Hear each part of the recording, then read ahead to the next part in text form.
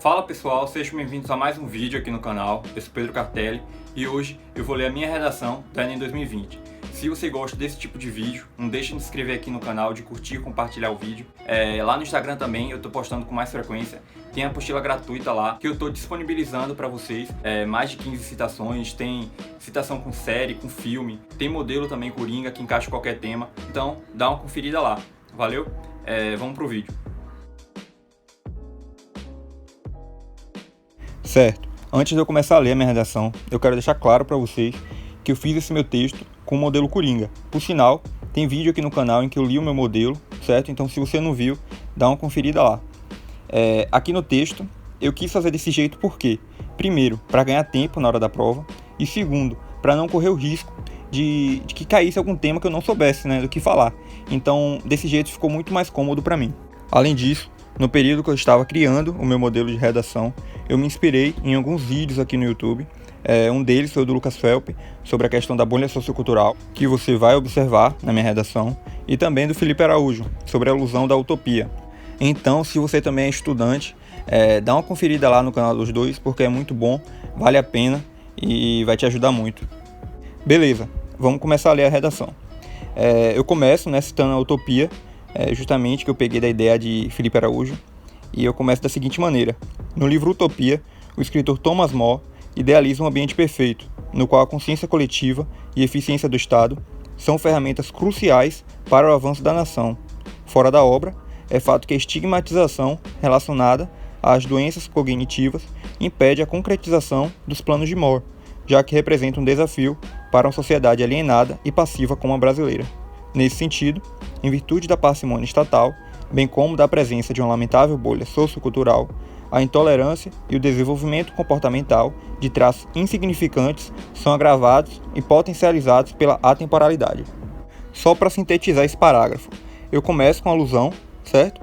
Que Thomas More fala que, para ele, no livro dele, tem uma utopia, que tudo é perfeito. A razão coletiva, as pessoas são conscientes e o Estado é eficiente. Mas isso não é concretizado aqui no Brasil. Por quê? Porque tem esse estigma relacionado às doenças mentais. Isso também se encaixaria em qualquer outro tema, Porque se a utopia de More fala que tudo é perfeito e no Brasil tem algum problema, então quer dizer que aqui, essa utopia não é concretizada. E aí, por fim, eu trago a causa e a consequência do problema. A causa é a presença de uma lamentável bolha sociocultural e a parcimônia do Estado. E a consequência é a intolerância e o desenvolvimento comportamental de traços insignificantes. Continuando, vamos para o D1. Em primeiro lugar, é válido reconhecer o descaso às pessoas que apresentam um transtorno mental, seja ansiedade, depressão ou distúrbios de bipolaridade. Isso, infelizmente, é uma consequência direta da forma que o assunto é abordado, visto que não há efetividade por parte do poder público em ressaltar a relevância de amparar esse grupo e validar essas doenças como um problema de saúde pública. Nessa perspectiva, segundo Simone de Beauvoir, filósofa francesa, vive-se uma realidade firmada no senso comum, em que o conhecimento popular, adquirido pela observação e repetição de questões, forma estereótipos. Paralelamente, essa é a fonte do entrave. Preso em uma bolha sociocultural, o indivíduo é condicionado a padronizar essas enfermidades psíquicas como um fato cotidiano e normal.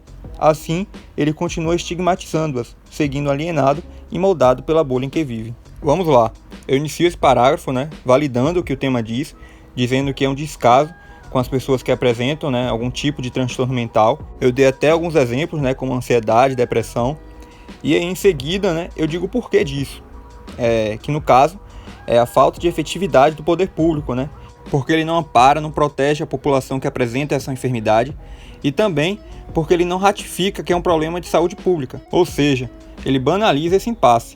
E aí, é justamente o que eu digo, com a alusão de Simone de Beauvoir, porque a partir de uma realidade firmada no senso comum, em que o conhecimento popular, adquirido pela observação e repetição de questão, forma estereótipos, ou seja, já que está tão comum, tão frequente esse estigma, as pessoas acham que é normal. E é justamente essa a ideia da bolha sociocultural, porque se a gente está inserido nela, a gente inconscientemente vai ser condicionado a padronizar como um fato cotidiano, que foi exatamente o que eu disse no fechamento aqui do D1, certo?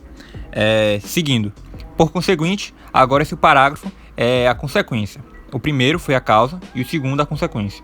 Por conseguinte, ao presenciar um Estado ausente em uma comunidade incapaz de realizar julgamentos racionais, nota-se uma fragilidade do exercício de tolerância e empatia acerca dessas doenças, impulsionando a exclusão social e o distanciamento do alcance de um local como na utopia.